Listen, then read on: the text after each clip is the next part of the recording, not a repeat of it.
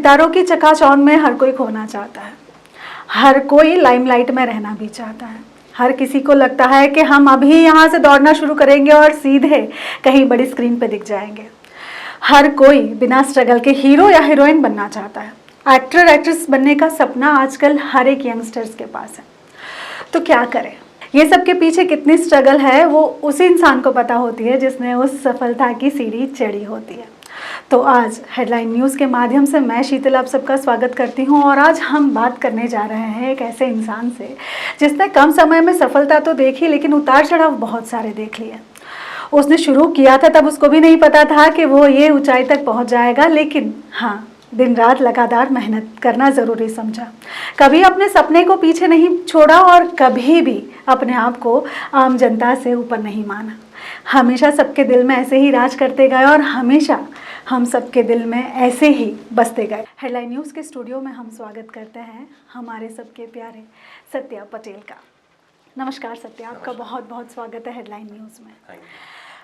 सत्या पटेल नाम वैसे तो गुजरात के लिए या फिर ऐसे कहो तो इंडस्ट्री के लिए अब नया नहीं है, लेकिन सत्या पटेल की जर्नी कहाँ से शुरू हुई ये हम सब जानना चाहते हैं।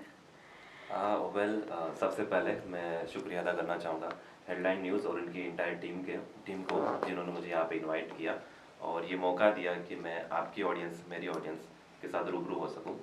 तो कहानी सत्या पटेल की इस तरह से शुरू हुई।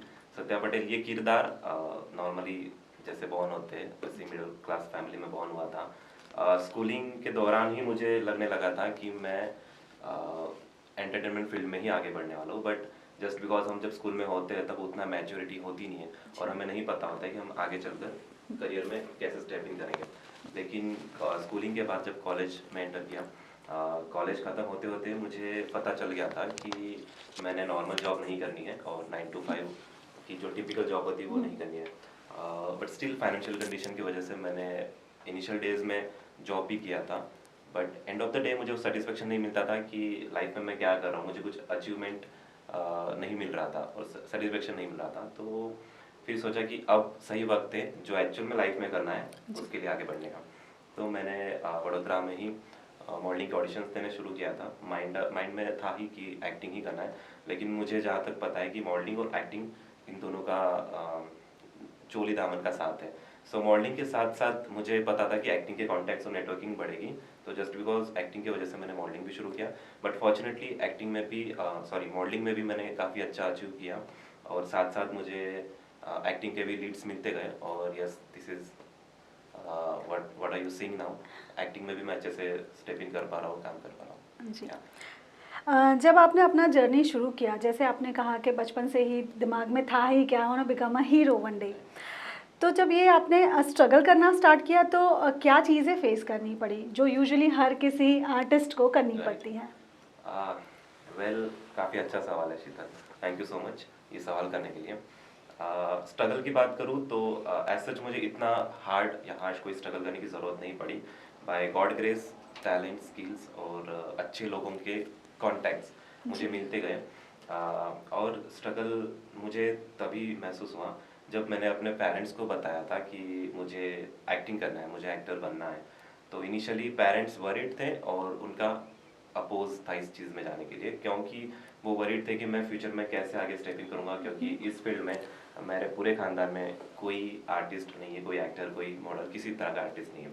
तो उनको ये सता रही थी बात कि आगे चलकर ये कैसे बढ़ेगा, इस फील्ड में कैसे जाएगा, क्योंकि कोई गॉडफादर नहीं है, कोई बैकग्राउंड नहीं है इस फील्ड में। बट स्टिल मैंने वो वहाँ पर वो बात छोड़ी नहीं। जॉब करते करते मैंने ट्राई किया कि मैं कहीं और ऑडिशन देते जाऊँ और इस फील्ड में आगे बढ़ूँ। बट देन इनिशियली भले फैमिली का साथ नहीं मिला, साथ में रिलेटिव्स जब मैं पोस्ट करता था इनिशियल डेज में, जब मैं शोज करता था तो मेरे रिलेटिव्स के ही कमेंट्स आते थे कि हाजी आ भूत उतरी नहीं, मतलब कि ये एक्टिंग का भूत या मॉडलिंग का भूत अभी भी उतरा नहीं है, ऐसे कमेंट्स आते थे। तो बट मैं वहाँ पे रुका नहीं, मुझे ऐसा था कि एक दिन प्रूफ हो ही जाएगा कि भूत ये कहाँ तक सवार है और कहाँ ले जाएगा। तो यस आगे ऐसे शोज करते रहा और देन फैमिली को एक फेथ आ गया, मुझ में भरोसा आ गया कि नहीं ये बंदा इस फील्ड में आगे कुछ कर सकता है। फिर वो रिलैक्स हो गए और सपोर्ट करने लगे और फॉर्चुनेटली अभी मेरी फैमिली, मेरे क्लोज वंस और करीबी रिश्तेदार, दोस्त सब लोग साथ में हैं और सब सपोर्ट करते हैं जी। जब फैमिली आपके साथ नहीं थी, एक होता है कि जब हम कुछ भी काम करते हैं तो फैमिली का सपोर्ट बहुत इंपॉर्टेंट होता है, जब हमें वो फैमिली का सपोर्ट नहीं मिलता उस टाइम पे मेंटल सिचुएशन कैसी हो जाती है? ऑनेस्टली मतलब बहुत सारे ख्याल थॉट्स एक साथ आते हैं कि ये फील्ड में आगे बढ़ना चाहिए या नहीं, जो सपने हमने देखे वो पूरा करने के लिए आगे बढ़ना चाहिए या नहीं। मेरे साथ ये हुआ था कि इनिशियली 2 से 4 शोज करने पर मुझे कोई टाइटल्स नहीं मिले थे। ऑनेस्टली मैं 2 से 4 शोज हार चुका था। मेरे पास जो सेविंग्स थी वो एज अ रजिस्ट्रेशन फीस दे देकर, अपना वक्त देकर मैंने काफ़ी सारे शोज किए, लेकिन मुझे कोई सिंगल सब टाइटल भी नहीं मिला था। तो मुझे ऐसा लगा कि शायद मुझ में कमी है या फिर कुछ और प्रॉब्लम है, और या मैं इस चीज़ के बना ही नहीं हूँ। तो वो चीज़ मुझे बहुत बॉदर कर रही थी, और एक पल ऐसा आया था कि मुझे ऐसा लगा कि ये फील्ड मुझे छोड़ देनी है, क्योंकि पैसा बर्बाद हो रहा है और टाइम भी जा रहा है। तो मुझे ऐसा लगा कि छोड़ दूँ, और वो वक्त है जब से मैंने शुरू किया था 7-8 महीने के दौरान ही। बट देन अगेन थॉट आया कि अगर इतने जल्दी अगर मैं छोड़ दूंगा तो जर्नी तो बहुत बड़ी है, लोगों को सालों साल लग जाते हैं इस फील्ड में आगे बढ़ने के लिए, तो मुझे तो जस्ट 7-8 महीने ही हुए हैं। तो मैंने सोचा गिव अप करने से बेटर है हम और ट्राई करते रहें। और लकीली 2018 में मैंने मिस्टर गुजरात के लिए अप्लाई किया था, और वो टाइटल मैंने अचीव भी किया, और उसके बाद प्रोफेशनली अप्रोचेस आने लगे, और वी कैन से कि सेटल वे में मुझे काम मिलने लगा।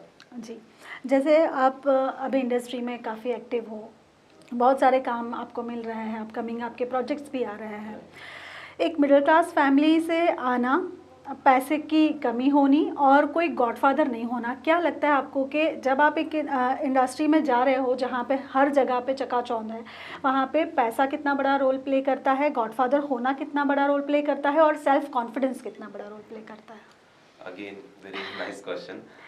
सेल्फ कॉन्फिडेंस तो होना बहुत ज़रूरी है, इसी फील्ड में नहीं, किसी और भी फील्ड में, चाहे आप एक्टिंग ले लो, मॉडलिंग ले लो, सिंगिंग, या कोई नॉर्मल जॉब ले लो, हर फील्ड में हर इंसान में अगर वो कॉन्फिडेंस है तो ही वो चीज़ उस सेक्टर में या उस पर्टिकुलर सेक्शन में अचीव कर सकता है। सेल्फ कॉन्फिडेंस के अलावा कुछ नहीं है, वो सबसे बेसिक चीज़ है जो होनी ही चाहिए। उसके अलावा जैसे आपने पैसे की बात करी, मॉडलिंग और एक्टिंग बहुत ज़्यादा पैसा मांगता है डेफिनेटली, लेकिन अगर लकीली किसी के पास बैकअप है फैमिली का या कहीं और से, तो पैसा ही नहीं, उसके बाद टैलेंट और स्किल या नेटवर्किंग भी बहुत ज़रूरी है उतना ही, क्योंकि इस फील्ड में नेटवर्किंग बहुत ज़रूरी है। अगर नेटवर्किंग नहीं है, अगर आपके पास पैसे है, कुछ नहीं हो सकता। और पैसे की बात निकली तो मैं यूथ को कहना चाहूँगा जो इस फील्ड में आना चाह रहे हैं, क्योंकि फाइनेंशियली जो मैंने सिचुएशंस देखी है, मेरे हाथ से बहुत अच्छे अच्छे शोज या प्रोजेक्ट निकल जाते थे जस्ट बिकॉज मेरे पास सेविंग्स नहीं होती थी, उतना फंड नहीं होता था।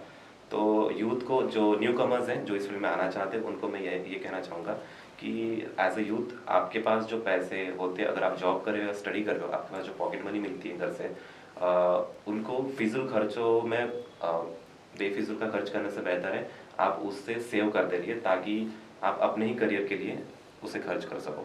जैसे मैंने खर्च कर दिए थे, और जब वक्त आया अच्छी चीज़ में इन्वेस्ट करने का, तब मेरे पास थे नहीं। तो मैं नहीं चाहता कि यूथ इस तरह से करे और उनके हाथ से अच्छे अच्छे प्रोजेक्ट्स या अच्छे शोज चले जाए। तो फिजूल खर्च करने से बेहतर है उस मनी को आप अच्छे वे में इन्वेस्ट करें। बात करते हैं आपके पुराने दिनों की, तो सबसे पहला अमाउंट कितना था जो आपने अपने रजिस्ट्रेशन पे या अपने पोर्टफोलियो पे या फिर अपने काम के लिए स्पेंड किया था? ओके, सबसे पहला शो मैंने किया था मिस्टर गुजरात का 2016 में। जैसे मैंने कहा 2016 से मैंने शुरू किया था। अनफॉर्चुनेटली वो उस शो में मैं कुछ विन नहीं कर पाया, बट मैंने एज एन रजिस्ट्रेशन फीस वहाँ पे इन्वेस्ट किया था 1100 रुपीज़। तब वो 1000 आपको कितना बड़ा अमाउंट लग रहा था? बड़ा अमाउंट लगा, क्योंकि एक सर्टेन अमाउंट कमाता था जॉब में, और उसमें से मंथली एक्सपेंसेस ऑलरेडी स्केड्यूल रहते थे कि इतना एक्सपेंस इसमें जाना है, और उसमें से भी और खर्चा।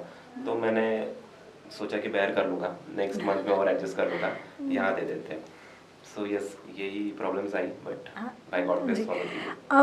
अब आपको बहुत सारे लोग जानते हैं, बहुत सारे लोगों का प्यार मिलता है, लेकिन ऐसा होता है कि चाहे इंसान कितना भी आगे बढ़ जाए, उसके हेटर्स भी पीछे हमेशा रहते ही हैं। तो कभी ऐसा कोई इंसिडेंट हुआ है कि प्यार के साथ साथ कहीं हेट मिला हो, पर आपने उस चीज़ को इग्नोर करके आगे बढ़ना सही समझा हो?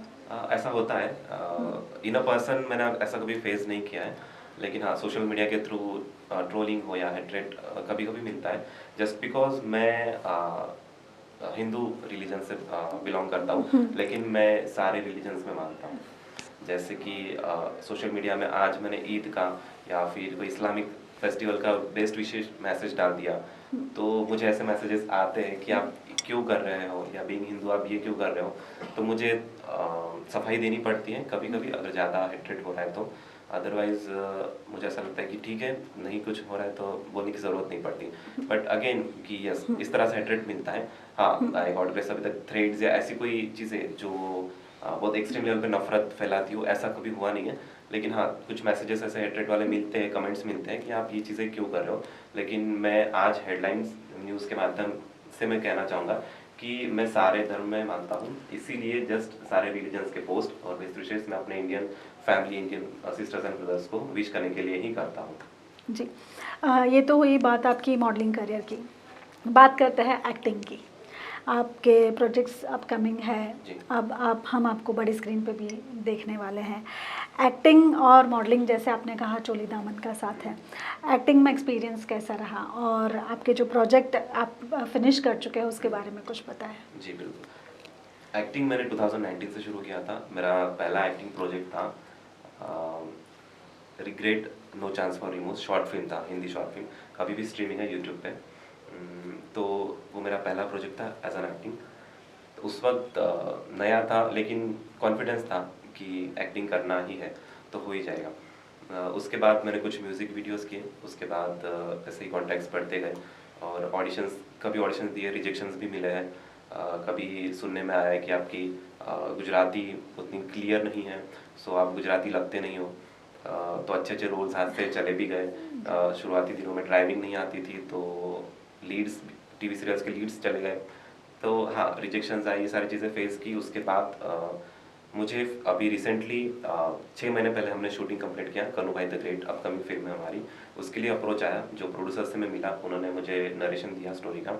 उन्होंने वो जो फिल्म बनाई है वो कन्नू भाई द टेलर, कन्नू भाई हसमुख भाई टेलर, जो सूरत से, अपने गुजरात से, और पद्मश्री अवार्डी है, सोशल वर्कर है और फिजिकली डिसेबल है। उनके लाइफ पर वो बेस्ड स्टोरी है, उनकी बायोपिक है। तो उन्होंने जब मुझे कहा कि हसमुख भाई एक ऐसे सोशल वर्कर थे जो हम बस में ट्रैवल करते हैं और बस में लिखा हुआ होता है कि विकलांगों माटे, जो रिजर्व सीट्स होती है, वो शुरू करने वाले हसमुख भाई। ये लाइन मुझे बहुत लग गई और मैंने तभी सोच लिया और मैंने हाँ कर दिया था कि ये फिल्म मुझे करनी है। तो इस तरह से मुझे अप्रोचेस मिलते गए और वो फिल्म मैंने करी, जो अभी दिसंबर में रिलीज़ होने वाला है। उसके बाद जलजीरा दूसरी एक मूवी है जो कॉमेडी मूवी है, वो होपफुली नेक्स्ट ईयर जैन या फरवरी तक रिलीज हो जाएगी। तो यस, इसी तरह कॉन्टेक्ट्स मिलते गए और भी स्क्रिप्ट्स है, और हमने साथ में भी एक फिल्म साइन करी थी, बट अनफॉर्चुनेटली वो हो नहीं पाई। हाँ। तो हाँ, काफ़ी प्रोजेक्ट्स आए जो छूटते गए, कुछ है पकड़े, और जो जितने प्रोजेक्ट्स किए, बट बाय गॉड ग्रेस बहुत अच्छा रिस्पांस मिला और उसी से आगे बढ़ता गया। जी। अब बात करते हैं एक्टिंग फील्ड की। एक मेल एक्टर को क्या क्या चीज़ें ध्यान में रखनी पड़ती है? जैसे आपने कहा कि बहुत सारे प्रोजेक्ट छूट जाते हैं क्योंकि हमें सर्टन चीज़ें नहीं आती हैं, तो एक मेल एक्टर को क्या चीज़ें ध्यान में रखनी पड़ती हैं एक्टिंग फील्ड में आगे बढ़ने के लिए? बतौर मेल एक्टर, अगर हाँ। मेल एक्टर की ही बात करूँ तो मुझे ऐसा लगता है, मेरा जो एक्सपीरियंस है, फीमेल एक्टर्स से ज़्यादा मेल एक्टर को ज़्यादा स्ट्रगल करना पड़ता है। आई डोंट नो व्हाई, मैं रीजनिंग एग्जैक्टली नहीं देना चाहूँगा, लेकिन ये चीज़ है, मैंने फेस की है। मेल एक्टर को बहुत ज़्यादा टाइम लगता है ग्रो होने में। सो मेल एक्टर्स जो है अपकमिंग न्यू कमर्स है जो इस फील्ड में आना चाहते हैं, उनको मैं यही कहूँगा कि शुरुआत में अगर फैमिली सपोर्ट ना हो तो बाकी सारी चीज़ें छोड़ के फैमिली का सपोर्ट पाने पर ही वर्क कीजिए। अगर फैमिली ग्रीन सिग्नल देती है तो उसके बाद अपने आप पर वर्क कीजिए।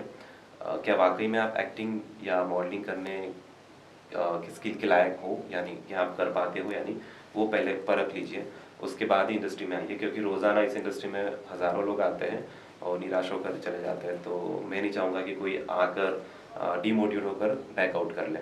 तो यस, कॉन्फिडेंस के साथ साथ खुद पे वर्क करना, अपनी फिजिक पे हो या फिर कॉन्फिडेंस पे हो, डेडिकेशन पे हो, अपना टाइम मैनेजमेंट, ये सारी चीज़ें इक्वली मैनेज करके चलोगे तो ही बतौर मेल एक्टर हो पाएगा कुछ। जी। बात हो गई आपकी एक्टिंग करियर की, अब बात करते हैं कुछ फैशन इंडस्ट्री से जुड़ी हुई।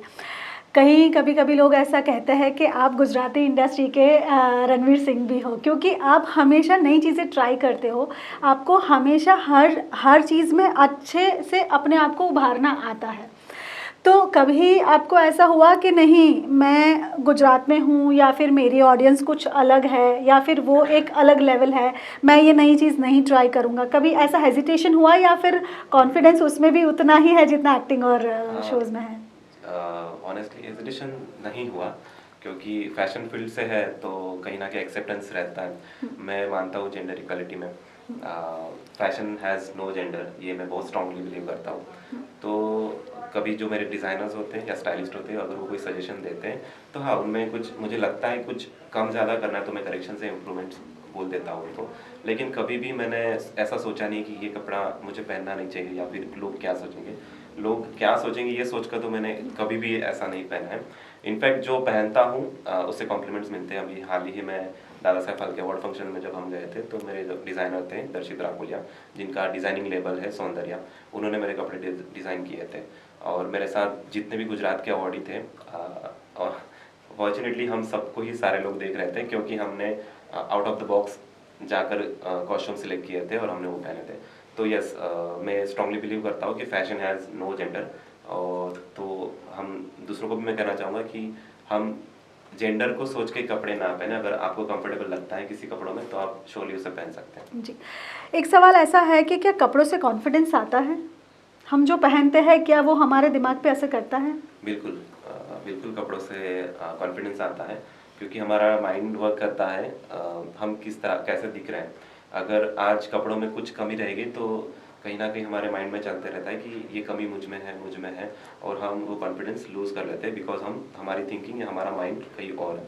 तो यस, मेकअप, कॉस्ट्यूम्स या जो भी अटायर हमने पहना है, जो स्टाइलिंग किया है, वो बहुत मैटर करता है कॉन्फिडेंस बूस्ट करने के लिए। मेकअप इसलिए क्योंकि मैं अगेन ये मानता हूँ कि हर कोई इस दुनिया में खूबसूरत है, लेकिन मेकअप आपकी खूबसूरती को इन्हेंस करता है, कॉन्फिडेंस में और बढ़ावा देता है। तो यस, मेकअप और overall styling, costumes confidence boosting में काम आता है। जी, साथ में बात करते हैं, बहुत सारे अचीवमेंट्स आपको मिल गए, बहुत सारी चीज़ें हैं ऐसी हैं जो आपने अपने कॉन्फिडेंस से जीती है। बहुत सारे लोग होते हैं जो सिल्वर स्पून से आते हैं, बहुत सारे लोग गॉडफादर से आते हैं, लेकिन आप ऐसे इंसान हो जो अपनी स्ट्रगल से आगे आए हो, बहुत सारे अचीवमेंट्स आपको मिले हैं। तो हम अपने अचीवमेंट्स की बात करते हैं कि सबसे पहला अचीवमेंट जब आपको मिला, एट द मोमेंट आपका जो अंदर से फीलिंग था वो क्या था? जैसे कि मैंने पहले बताया कि शुरुआत के दिनों में जो शोज़ किए थे उसमें मैंने कुछ अचीवमेंट्स नहीं गेन किए थे, लेकिन 2018 में जब मैंने वो टाइटल अचीव किया तो मुझ में खुद में भी एक एप्रिसिएशन फील हुआ कि यस, अब बारी है आगे बढ़ने की। ये एप्रिसिएशन, ये रिकग्नाइजेशन मिला है तो उसको हम यूज़ करते हैं। काफ़ी सारे लोग ऐसे हैं जो काफ़ी सारे शोज़ जीतते हैं, लेकिन दे डोंट नो कि आगे इस टाइटल या क्राउन को या फिर सैश को कैसे रिप्रेजेंट करें। तो अगेन जो न्यू कमर्स हैं उनको मैं कहना चाहूँगा कि अगर आप किसी शो या कॉन्टेस्ट में जीतते हो तो वो आपकी जिम्मेदारी है कि उस कॉन्टेस्ट जीत कर जो क्राउन या फिर जो सैश आपने जीते हैं उसको कैसे रिप्रेजेंट करें, बिकॉज दैट डज मैटर्स। अभी सोशल मीडिया पे हम देखते हैं कि काफ़ी सारे लोग एक्टिव रहते हैं, तो हमारे पास बहुत अच्छा प्लेटफॉर्म है सोशल मीडिया, जिसके थ्रू हम अपना अचीवमेंट शोकेस कर सकते हैं। तो यस, जब मैंने वो अवार्ड जीता था, जो अचीवमेंट लिया था, उसके बाद मैंने काफ़ी कुछ पीआर एक्टिविटीज़ की थी, बहुत प्रमोशंस, बहुत अचीवमेंट्स को शोकेस किया था। तो यस, इसी तरह से मुझे आगे काम मिला, क्योंकि अगर हम विनर बन जाते हैं उसके बाद अगर हम ये सोचने लगेंगे कि लोग सामने से अगर हमें काम देंगे तो ये चीज़ नहीं होने वाली। ये फील्ड बहुत पेशेंस मांगती है और बहुत टाइम कंज्यूमिंग फील्ड है ये। तो यस, आपको सामने से आकर रिप्रेजेंट करना पड़ेगा कि आप कौन हो, आपने क्या अचीव किया है, तभी जाकर लोग आपको जानेंगे। अदरवाइज घर बैठे आई डोंट थिंक कोई आपकर आके थाली परोस के देगा। जी, लास्ट ईयर आपको 2 अवार्ड्स मिले, आपके 2 अचीवमेंट्स थे, दोनों के बारे में बात करते हैं। जी, पहला था स्टेट लेवल का गुजरात फैशन आइकन अवार्ड, जिसमें मैंने जो कंट्रीब्यूट किया अपने फैशन इंडस्ट्री में, ग्लैमर इंडस्ट्री में, उसको परख कर मुझे चुना गया कि यस, आपको ये अवार्ड दिया जा रहा है। तो अच्छा लगता है, ऐसे अपना जो रीजनल इंडस्ट्री है उसमें से लोग हमें अप्रिशिएट कर रहे हैं, अपने काम को सराह रहे हैं। तो इस सराहना को देख के एक खुशी होती है कि चलो हम जो काम करें वो एक सही रास्ते पे जा रहा है। रिसेंटली दादा साहेब फाल्के अवार्ड जीता, तो अगेन एक्टिंग में मुझे मिला, तो एक कॉन्फिडेंस और आ गया कि यस, अगर Dada Saheb Phalke Indian television award मिल रहा है तो दैट मीन्स अब रुकना नहीं है, अब बिल्कुल नहीं रुकना है, इससे आगे और बढ़ते जाना है। तो यस, ये अवार्ड्स और ये अप्रिसिएशंस ही है जो हमें काम करने के लिए प्रेरित करते रहते हैं, इंस्पायर करते रहते हैं। जी, इतने सारे लोगों में से आपको चुना गया इंडियन टेलीविज़न अवार्ड 2023 के लिए, जो जिसको दादा साहेब फाल्के अवार्ड भी कहते हैं और बहुत बड़े बड़े लोगों को मिलता है। जी। जब आप उसके लिए नॉमिनेट हुए या फिर जब आपको पहला कॉल आया, एट द मोमेंट आपके अंदर क्या फीलिंग चल रही थी? ऑनेस्टली मुझे लग रहा था कि शायद सिलेक्शन हो या ना हो, क्योंकि मुझे अपनी प्रोफाइल जब मांगी गई तो मुझे हार्ट बीट बढ़ रही थी कि हो सकता है शायद ना भी हो, क्योंकि जो लोग ऑलरेडी अवार्डी थे, जिनके नॉमिनेशंस बाहर आ चुके थे, हो चुके नॉमिनेशंस, वो बहुत दिग्गज लोग हैं ऑलरेडी, ऑनेस्टली मुझसे तो अच्छा और काम कर चुके हैं, तो मुझे ऐसा लगा था कि शायद मेरी प्रोफाइल वीक ना हो जाए उनके सामने। बट जब मैंने प्रोफाइल भेजी और 2 दिन के बाद मुझे कंफर्मेशन आया कि आपको नॉमिनेशन हो चुका है, आप शॉर्टलिस्टेड हो आपकी प्रोफाइल, तो यस, बहुत अच्छा लगा, क्योंकि दादा साहेब फाल्के जहन में था, क्योंकि दादा साहेब फाल्के एक ऐसे इंसान हैं जिन्होंने अपनी सिनेमा जगत को शुरू किया था, ठीक है, तो हम कह सकते हैं कि जिन्होंने ये बीज रोपा था एक बॉलीवुड वाला हिंदी सिनेमा के लिए, दादा साहेब फाल्के ने, तो उनके नाम का एक अवार्ड मिलना अपने आप में एक अचीवमेंट है। तो उसका नॉमिनेशन भी मुझे मिला था, तो मुझे इतनी खुशी हुई थी कि चलो एटलीस्ट नॉमिनेशन मिला। अब आगे कंफर्म अवार्ड मिलने वाला है या नहीं वो नहीं पता था, बट वो नॉमिनेशन में मुझे इतनी खुशी हो गई थी, और जब मुझे अवार्ड मिलेगा ये कंफर्म हुआ, तो वो खुशी दुगनी थी, और मुंबई जाने की, वो अवार्ड रिसीव करने की, क्योंकि उस अवार्ड में मंदाकिनी मैम आने वाले थे, जिनके हाथों मुझे अवार्ड मिलने वाला था, मिला। तो आप हम सब जानते हैं कि Mandakini ma'am is the legendary, one of the legendary, तो ऑब्वियसली खुशी दुगनी हो गई थी जब मुझे कंफर्म पता चला कि अवार्ड मिलने वाला है। जी, अब आपको क्या लगता है, रिस्पॉन्सिबिलिटीज़ डबल हो गई है, लोगों ने इतना पसंद किया, अब सत्या को और मेहनत करनी पड़ेगी? बिल्कुल, रिस्पॉन्सिबिलिटी बढ़ गई है, और एक प्रेशर होता है, जैसे हम सेट पे काम करते हैं तो आर्टिस्ट प्रेशर होता है, कैरेक्टर प्रेशर होता है एक्टिंग करने के लिए, उसी तरह से ये रिस्पॉन्सिबिलिटी निभाने के लिए, क्योंकि जो ऑडियंस बिल्ड हो चुकी है, जो ऑडियंस हमें पसंद करती है, और लकीली मेरी ऑडियंस, मतलब मुझे गुजरात के बाहर भी लोग पसंद करते हैं। जब मैं आउट ऑफ गुजरात कई सफ़र पे जाता हूँ, स्टोरीज देखकर मुझे मैसेजेस आते हैं कि आप अगर हमारे सिटी में तो हमें मिलना ही है वो, तो यस, गुजरात के बाहर पे भी लोग हैं जो मुझसे कनेक्टेड है, तो उनका प्यार, उनका सपोर्ट बरकरार रखने के लिए मुझे अब रुकना नहीं चाहिए और दुगनी मेहनत करनी पड़ेगी, और उसी रिस्पॉन्सिबिलिटी के साथ आगे बढ़ना पड़ेगा। तो यस, आप मराठी सिनेमा को भी बहुत पसंद करते हो, जी। आए दिन हम देखते हैं कि आपका मराठी के लिए भी एक अलग लगाव है, तो उसके पीछे क्या रीज़न है? मराठी सिनेमा इसलिए क्योंकि मैं महाराष्ट्र से पला बड़ा हूँ, मेरा बॉर्न महाराष्ट्र से था, स्कूलिंग कॉलेज सब कुछ महाराष्ट्र में हुआ, उसके बाद एक्टिंग का जो कीड़ा था वो महाराष्ट्र में रहकर ही आया, तो यस, महाराष्ट्र के लिए मराठी जो रीजनल इंडस्ट्री है उसके लिए एक अलग सा लगाव है, क्योंकि मैं छोटे से बड़ा हुआ Marathi movies, Marathi serials, TV serials ये सब देखते हुए, मुझे काफ़ी सारे एक्टर एक्ट्रेसेस पता है मराठी इंडस्ट्री के, कि उनकी जर्नी को देखता हूँ मैं, तो यस, वो कहीं ना कहीं मुझे इंस्पायर किया है उन एक्टर्स ने या मराठी इंडस्ट्री ने। अभी भी I am looking for the script जो मराठी में हो और अच्छी हो, इस मेरी प्रोफाइल को बूस्ट कर सके, तो अगर इन फ्यूचर भी मराठी कोई प्रोजेक्ट मिलता है तो डेफिनेटली मैं करना चाहूँगा, क्योंकि यस, बचपन से महाराष्ट्र में रहा हूँ, तो वो एक लैंग्वेज के लिए लगाव है। जी, सत्या का रोल मॉडल कौन है? सत्या ओके, वैसे रोल मॉडल कहीं ना कहीं, मतलब मैं खुद को मानता हूँ, क्योंकि I believe in my self, doesn't matter आपके पास क्या है क्या होगा, अगर किसी पड़ाव पे आप हो, अगर आप खुद को ही नहीं मानते तो मुझे नहीं लगता कि आप किसी और को कम्प्लीटली मान पाओगे। मॉडलिंग में मैं रोहित खंडेलवाल सर को बहुत फॉलो करता हूँ, उनको मानता हूँ, और एक्टिंग में बहुत सारे एक्टर्स हैं जो सेल्फ मेड स्टार है, कंगना राणावत है, प्रियंका चोपड़ा मैम है, आयुष्मान खुराना, विकी कौशल, कार्तिक आर्यन, ये जो सेल्फ मेड स्टार्स हैं वो मुझे इंस्पायर करते हैं, क्योंकि उनके भी कोई गॉडफादर नहीं थे, जैसे मैंने शुरू किया था वैसे उन्होंने शुरू किया। आई बिलीव कि वो जिस अभी लेवल पे है मैं भी कभी पहुंचूं, तो आए दिन मुझे इन एक्टर्स का एक क्वालिटी कॉमन है, और वो वही मुझे ज़्यादा इंस्पायर करता है, that is selection of subject. जो भी मूवीज़ या फिल्में वो करते हैं, उनका जो सिलेक्शन होता है सोशल मैसेज ओरिएंट होता है या फिर कुछ अलग होता है, जो बॉलीवुड को एक अलग पहचान देता है, तो वो चीज़ मुझे ज़्यादा इंस्पायर करती है, इस वजह से ये सेल्फ मेड स्टार मेरे रोल मॉडल्स हैं। जी, हम विश करते हैं हम सत्या को कुछ ही सालों में इन सारे सेलिब्रिटीज़ के साथ काम करते हुए देखेंगे, क्योंकि स्ट्रगल हमेशा बहुत बढ़ चढ़ के बोलती है। और हो सकता है आज यहाँ बैठे हैं, कल कहीं और हो और हम उनको स्क्रीन पे देखें, ये हो सकता है।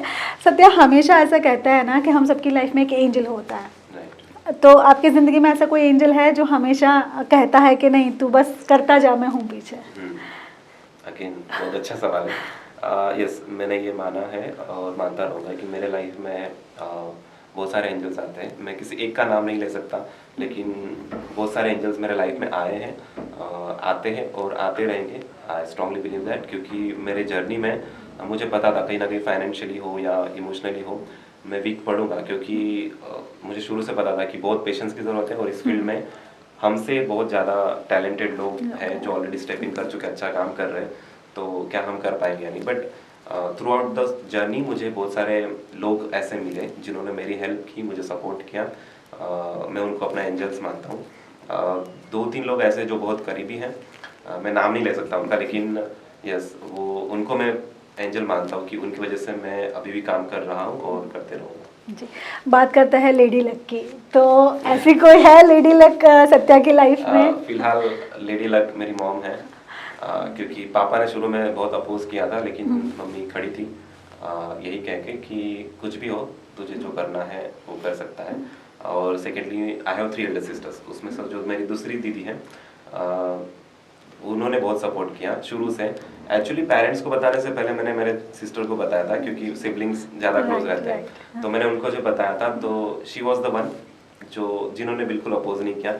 इवन उन्होंने कुछ फंड भी मुझे दिया था कि तू ये फंड रख और तुझे जो करना है, मतलब थोड़ा शुरू करना है तो इस फंड से तू शुरू कर सकता है। तो यस, दीदी और मम्मी अभी फिलहाल जी, आगे देख लीजिए हमारी फीमेल व्यूअर्स जो है और जो सत्या की फीमेल फैंस है, अभी भी रास्ता क्लियर है, आप कभी भी चांस ले सकते हो। बात आगे करते हैं। बहुत सारे लोगों से आप इन्फ्लुएंस हुए होंगे और आपने स्ट्रगल और मेहनत जारी रखी होगी। बहुत सारे व्यूअर्स ऐसे हैं जिसमें से काफ़ी सारे लोग आपसे इन्फ्लुएंस हुए होंगे या फिर बहुत बार आप लोगों के लिए आइडल बने होंगे। वैसा कोई इंसिडेंट याद है आपको कि आप से इंस्पायर्ड होके किसी इंसान ने कुछ ऐसा अचीव किया हो या कुछ इंसान ने ऐसा किया हो जहाँ पे आपको अपने आप पे प्राउड हुआ हो? राइट, ऐसा हुआ है। एक्चुअली मैंने 2019 में एक शो किया था as a show stopper, that is India top model season 1। तो जब वो शो मैंने किया था एज अ शो स्टॉपर, वहाँ पे हम सवाई माधोपुर गए थे, जो एमपी और राजस्थान की बॉर्डर है, वहाँ पे वो शो होने वाला था। वहाँ पे मैं काफ़ी सारे लोगों से मिला, लेकिन मुझे एक शख्स वहाँ पे मिला, इज़ आर्यंक सिंह, जो वलसाड़ से बिलोंग करता है और यहाँ पर शो के लिए आया था एज एन कंटेस्टेंट। उन्होंने ना केवल वहाँ पे टाइटल अचीव किया और मेरे साथ जब बातचीत करी, मुझे नहीं पता था कि ये बंदा कंटिन्यूसली मेरे टच में रहेगा या फिर आगे तक जाएगा। तो वो कंटिन्यूसली मेरे टच में था और उसको जो भी सजेशंस पूछने होते थे वो हमेशा मुझसे पूछता था। एंड आई एम ग्लैड कि मैंने कभी उसको गलत राह नहीं दिखाई। और कभी होता है ऐसा कि हम सही राह दिखाते हैं, लेकिन अनफॉर्चुनेटली वो राह टेबल टर्न्स हो जाते हैं और वो गलत साबित हो जाता है। तो ऐसा हुआ नहीं, जस्ट बिकॉज मैंने जो मेरी लाइफ पे जो मैंने सहा है वही मैंने उस तरह से ही बताया। तो वो बंदा आज ना केवल मॉडल, एक इवेंट ऑर्गेनाइजर तरीके से भी जाना जाता है उनके खुद के सिटी में, वलसाड़ में, क्योंकि अभी रिसेंटली यूनाइटेड गुजरात का उन्होंने इवेंट ऑर्गेनाइज किया था जिसमें मैं एज अ जूरी गया था और उन्होंने मुझे पहली पसंद में रखा था एज अ जूरी के लिए। और प्राउड की बात ये भी है कि रिसेंटली जो मैंने दादा साहब फाल्के अवार्ड जीता, वो उसी के साथ मेरे साथ वो बंदा भी था और मुझे ये लगा कि ओके, मतलब शुरू में हम जस्ट मिले, उसने मुझसे सजेशन लिया, मैं उसको गाइड करते गया और वो बंदा मेरे साथ बैठकर एक अवार्ड फंक्शन में सेम लेवल का अवार्ड अचीव कर रहा है। तब मुझे बहुत प्राउड फील हुआ मुझ पे और उन पे कि यस, मैंने जो गाइड किया वो सही गाइड किया और उन्होंने जो गेन किया वो सही मायने में मुझको समझ के जान कर किया। जी, आर्यंक आपकी बहुत सारी बातें सुनी और मन किया कि आपको भी बुला लिया जाए स्टूडियो पे और आपसे भी थोड़ी सी गुफ्तगू हो जाए। आपकी एज 24 ईयर है। यस। बहुत अचीव कर लिया इतनी एज में। बचपन से काम करना शुरू कर दिया था? नहीं, मैंने भी कुछ 2017 से स्टार्ट किया था, बट वो टाइम पे इतनी नॉलेज नहीं थी मेरे पास। जैसे सत्य सर ने बताया कि मेरे से जो इंस्पायर्ड हुए उनसे बहुत इंस्पायर्ड हुआ हूँ मैं। 2017 में मैंने कुछ सेंट्रल गुजरात शो किया था। इतनी नॉलेज नहीं थी कि कैसे आगे बढ़ूँ, क्या कोई सपोर्ट सिस्टम नहीं है मेरे पास। फैमिली वाले सपोर्ट कर रहे थे, बट अभी आगे कैसे बढ़ना है मेरे पास नॉलेज ही नहीं है, सेल्फ डेवलप कैसे हूँ मैं।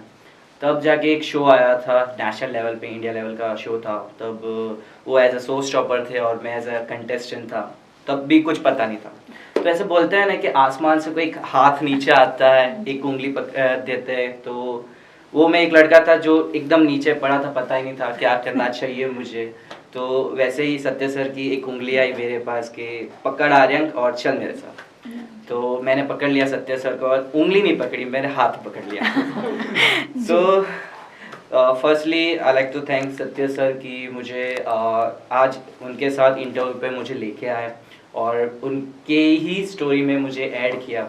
सो आई फील सो प्राउड। और जैसे बताया जाता है कि एक एंजल होता है, तो वो एंजल ने खुद के विंग्स मुझे दिए हैं। तो कैसे उड़ना है यार, तुझे उड़ना है, चलना नहीं है, तुझे उड़ना है। तब जाके मैंने भी शोज़ विन किए कि अब अभी अपॉर्चुनिटीज़ मुझे ऐसा दिमाग में आया कि यार क्यों शोज़ करना है, अभी बहुत अचीवमेंट्स आ चुकी है, तो खुद का तू देख, अब खुद का शो लेके आना है तुझे। तब मेरे दिमाग में आया कि चलो ठीक है एक शो करते हैं। तब मुझे पता भी नहीं था कि शो कैसे करते हैं। तब सत्य सर को कॉल लगा, सर एक हेल्प चाहिए, अब तो कुछ बड़ी हेल्प चाहिए। तो मुझे शो की नॉलेज चाहिए। तब भी कुछ नहीं था मेरे पास नॉलेज। तो सर ने ही मुझे हेल्प की कि कैसे आगे बढ़ना है। तो उनके वजह से ही मेरा जो सीज़न 1 था यूनाइटेड गुजरात, तो उनके वजह से ही मेरा सक्सेसफुल गया था। फिर जब दादा साहब फाल्के अवार्ड में हम लोग एज ए नॉमिनी हम लोग हुए ऐड, तो तब भी इतना ही प्राउड फील हुआ कि यार ये इंसान ने मुझे आगे पकड़ के चलाया है, उड़ाया है। तो आज उनके बाजू में बैठा था मैं कि दादा साहब फाल्के अवार्ड में लेने जा रहा हूँ, वो भी एक सेम लेवल पे। तो सर ने भी ऐसा कभी फील मुझे नहीं करवाया कि तू मेरे से आगे जा रहा है, कि तू मेरे से पीछे है। और एक लेवल हम उनके साथ भी हमने मेंटेन करके काम किया। So I so feel proud of him. And मेरी जो एंटायर टीम है, बहुत उन्होंने भी मुझे बहुत सपोर्ट किया है। जैसे आपकी लाइफ में सत्या थे, वैसे किसी और की लाइफ में आपको भी सत्या बनना है आप। हाँ, obviously ji.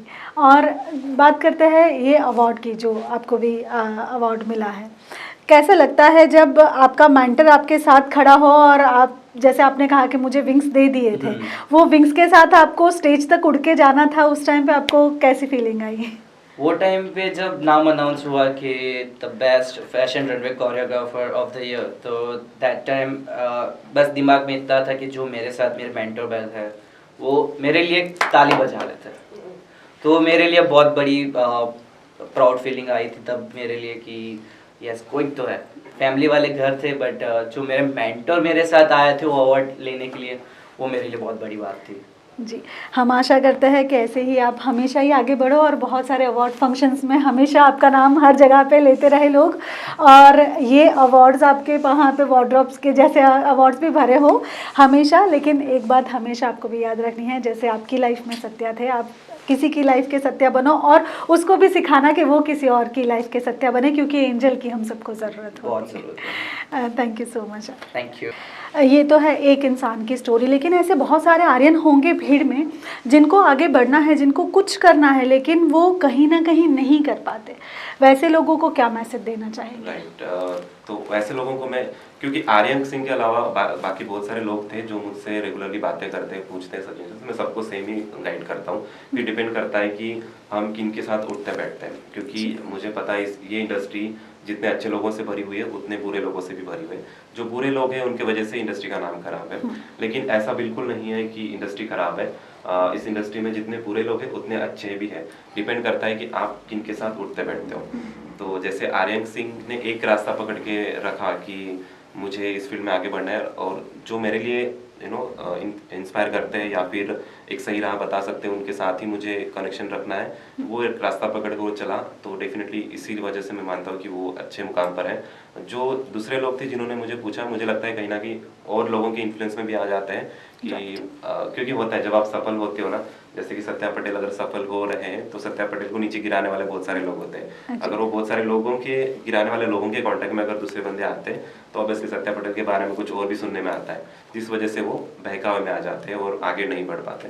But I am glad कि जितने भी लोग मेरे कांटेक्ट में है और मुझसे पूछते हैं और मैं उनको गाइड करता हूँ और आगे बढ़ते हैं, तो उनको आगे बढ़ते हुए देखकर मुझे और कॉन्फिडेंस मिलता है कि मैं अकेला नहीं बढ़ रहा हूँ, मेरे साथ साथ और भी लोग हैं जो आगे बढ़ रहे हैं। जी, बहुत सारे पेरेंट्स ऐसे हैं जो अपने बच्चों को इस इंडस्ट्री में आने से रोकते हैं या फिर वो डरते हैं, ऐसे पेरेंट्स को क्या मैसेज देना चाहेंगे? ऐसे पेरेंट्स को सबसे पहले मैं ये कहना चाहूँगा कि पहले तो अपने बेटे या बेटी की बात सही से सुने, एग्जैक्टली वो क्या कह रहा है, वो क्या कहना चाहता है या क्या कहना चाहती है।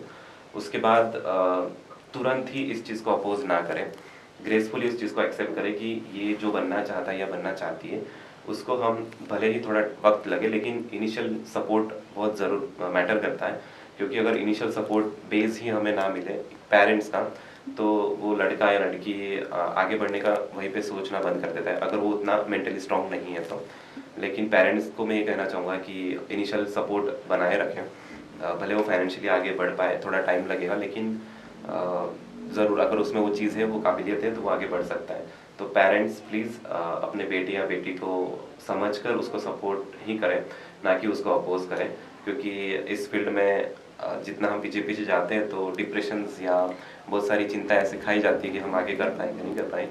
तो ऐसे बहुत सारे किस्से भी देखे हैं हमने कि कुछ लोगों ने मतलब जो कदम नहीं उठाने चाहिए वो उठा लिए हैं। तो मैं नहीं चाहूँगा कि कोई भी लड़का, कोई भी न्यू कमर लड़का हो या लड़की, वो इस तरह से कोई कदम उठा ले। तो एज अ पेरेंट्स हमारी जिम्मेदारी है कि उनको समझकर उनको एक इनिशियल सपोर्ट दें। जी, हेडलाइन न्यूज़ चैनल के बहुत सारे व्यूअर्स हैं जो आपको हमारे माध्यम से देख रहे हैं, उन लोगों को क्या मैसेज देना चाहेंगे? ओके, हेडलाइन न्यूज़ के माध्यम से जो लोग देख रहे हैं अभी, उनको मैं यही कहना चाहूँगा कि मैं बहुत ग्रेटफुल हूँ, ब्लेस्ड हूँ, यहाँ पर अभी शीतल जी के साथ बैठा हूँ। अनफॉर्चुनेटली हमारी वो फिल्म नहीं हो पाई, लेकिन yes I will make sure कि कभी मेरे पास कोई स्क्रिप्ट आई और मुझे ऐसा लगे कि शीतल जी इसके लिए फिट है तो हम श्योरली वापस से दोबारा काम करेंगे। हेडलाइन न्यूज़ के जो ऑडियंस है उनसे कहना चाहूँगा कि जैसे मुझसे आप रूबरू है, आई एम श्योर कि हेडलाइन न्यूज़ आगे भी काफ़ी सारे लोगों से रूबरू करवाएंगे आपसे, तो हमारे साथ बनिए रहिए और इस तरह ऐसे ही इंस्पायरिंग स्टोरीज आप सुनते रहिए। जी, और हेडलाइन न्यूज़ ये चाहती है कि आज सत्या को जो है वो इंडियन टेलीविज़न अवार्ड मिला है, लेकिन कहीं ना कहीं फिल्म फेयर के भी ये हकदार है और मैं यहीं बैठूंगी और इनसे फिल्म फेयर का जो है वो इंटरव्यू करूंगी।